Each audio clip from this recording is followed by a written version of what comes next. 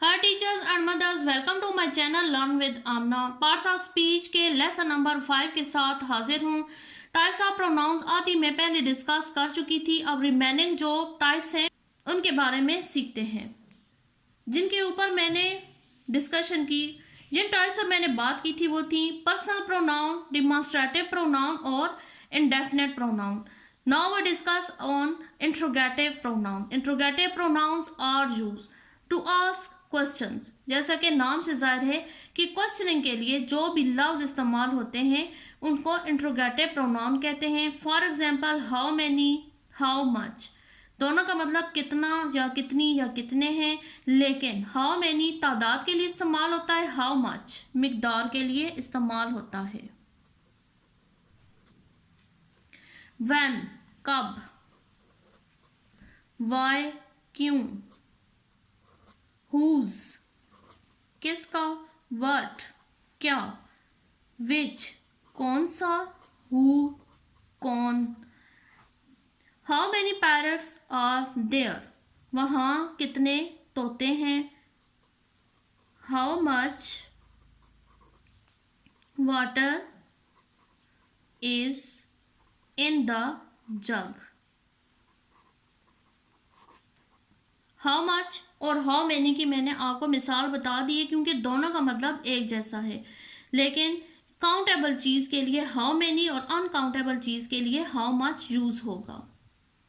Number 5, possessive pronoun. Possessive pronouns show that something belongs to someone. These pronouns also show the ownership in a sentence.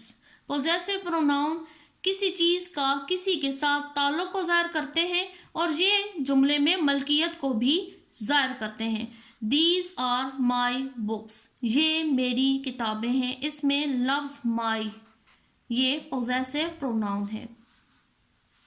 Next, these birds are ours, ये हमारे परिंदे हैं, तो ours possessive pronoun होगा। Those copies are mine, वो कापियाँ मेरी हैं। यानी कि जब उर्दू में मेरा, हमारा, उसका, तो इसके लिए जो भी लफ्ज़ इस्तेमाल होते हैं उनको इंग्लिश में पोजेसिव प्रोनाउन कहते हैं, यानी कि इंसान का चीज़ों के साथ ताल्लुक़ ज़ाहिर होता है। Number 6, relative pronouns. Relative pronouns is used to connect a clause और फ्रेज टू अ नाउन और प्रोनाउन। रिलेटिव प्रोनाउंस इस्तेमाल होता है जोड़ने के लिए एक क्लॉज को या एक फ्रेज को एक नाउन या प्रोनाउन के साथ, यानी कि एक क्लॉज या फ्रेज को जोड़ता है नाउन और प्रोनाउन से। Some common pronoun that are relative और कुछ रिलेटिव प्रोनाउन है वो हैं हु, हुम, विच, हुज, दैट। हु और हुम, विच वगैरह मैंने पहले भी डिस्कस की है, लेकिन माइंड इट कि वो इंट्रोगेटिव के तौर पे आए थे, सवाल पूछने के लिए आए थे, जबकि ये कनेक्शन के लिए यूज हो रहे हैं। For more example, use of who, whom. I spoke to the women who was crying, मैंने उस औरत से बात की जो कि चीख रही थी। अब ये टू क्लॉजेज हैं, इनको आपस में जोड़ा गया है हु के ज़रिए, तो ये रिलेटिव प्रोनाउन है। For more example, these are the girls whom teacher praised. Two classes को whom के जरिए मिलाया गया है, तो ये रिलेटिव प्रोनाउंस। ये वो लड़कियां हैं जिनकी टीचर ने तारीफ की। विच जिसने या जो के। Did you see the letter which came this morning, क्या तुम्हें वो खत दिखाई दिया जो कि इस सुबह आया था। For more example, this is the dog, ये वो कुत्ता है। विच जिसने जम्प्ड ओवर अ वॉल, जिसने एक दीवार से छलांग लगाए। हुज दैट, इसका मतलब होता है जिसका। This is the parrot that can not fly, ये वो तोता है जो कि उड़ नहीं सकता। For more example, this is the cat whose ears are injured, ये वो बिल्ली है जिसके कान जख्मी हैं। Next parts of speech, reflexive pronoun. Reflexive pronouns are words ending in self or selves that are used when the subject and the object of a sentence are same. Reflexive pronouns are words, ये ऐसे pronoun होते हैं ending in, जिनके आखिर में self या selves आता है, that are used, ये तब इस्तेमाल होते हैं when the subject and the object of a sentence are same, कि जब एक जुमले का सब्जेक्ट और ऑब्जेक्ट यानी कि काम करने वाला और उस काम का असर जिस चीज़ पर होता है वो दोनों एक ही हों। For example, she hurts herself, उसने अपने आप को तकलीफ दी। For more example, he wrote the letter himself, उसने खुद खत लिखा। You clean your table yourselves. You clean your table yourself. तुम अपना मेज खुद साफ करते हो। नाउन का रिफ्लेक्सिव प्रोनाउन से जो ताल्लुक है उसके बारे में भी आपसे डिस्कस करती हूँ। रिफ्लेक्सिव प्रोनाउन की एक पहचान होती है कि इसमें हर नाउन के साथ सेल्फ या सेल्व्स लाजमी लगता है। एक टेबल के ज़रिए मैं आपको एक फार्मूला बता देती हूँ। फॉर एग्जाम्पल, अगर शुरू में आ जाए दे तो लगेगा दैम सेल्व्स, ही हिम सेल्फ, और इनका मतलब रहता है अपना या खुद। उर्दू में अगर उस जुमले की ट्रांसलेशन की जाए तो मतलब अपना या खुद रहता है।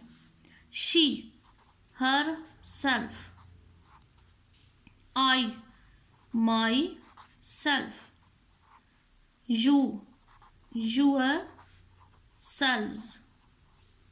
it या अगर एनिमल है तो फिर it self, we ourselves।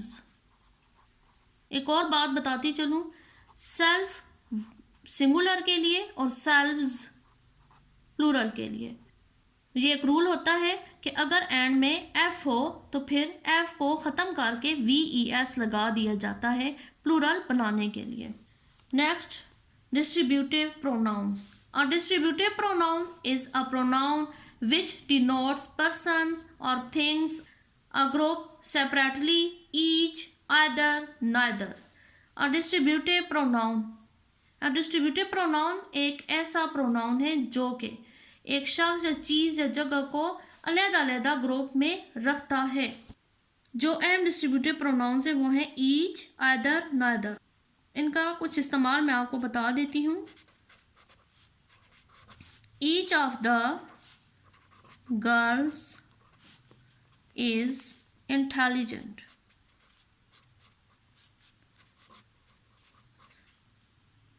लड़कियों में से हर लड़की ज़हीन है। Either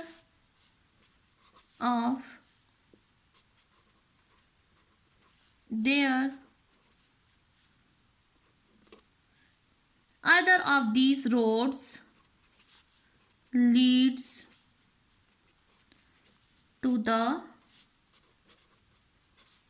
railway station। ये दोनों के दोनों रोड रेलवे स्टेशन को जाते हैं।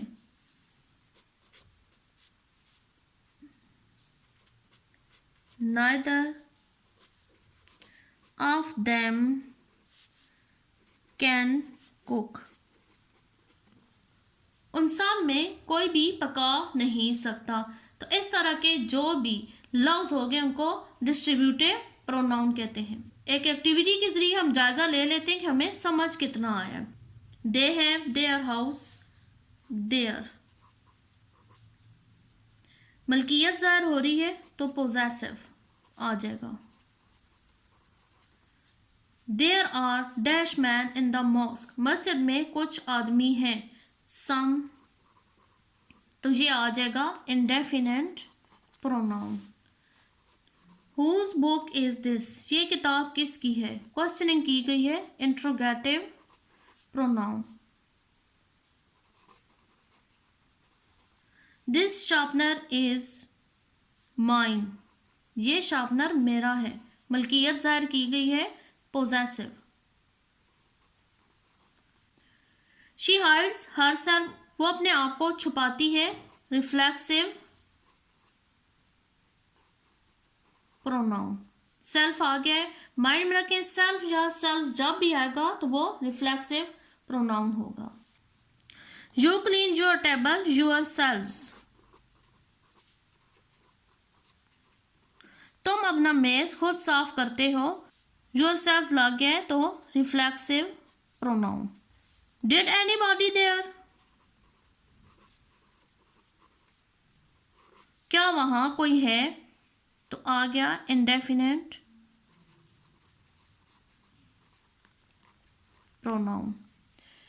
प्रोनाउन के हवाले से मेरा ये टॉपिक आज कंप्लीट हो गया है। मेरे साथ रहिएगा ताकि नेक्स्ट पार्ट्स ऑफ स्पीच आपसे मैं अच्छे तरीके से डिस्कस कर सकूं। Thanks for watching.